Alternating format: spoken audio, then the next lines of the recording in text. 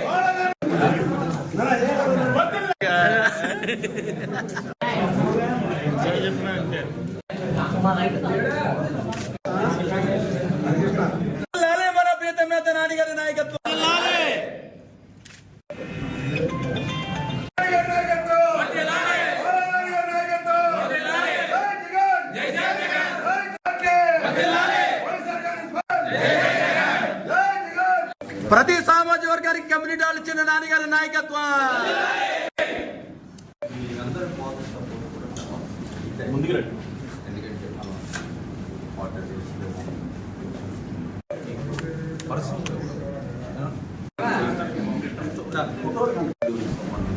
మనం చేసిన డెవలప్మెంట్ ఇంకా చేయాల్సిన ఇంకా ఉంది. ఇంకా సంవత్సరాల్లో మనం చేసినా కూడా ఇంకా మనం చేయాల్సింది ఉంది.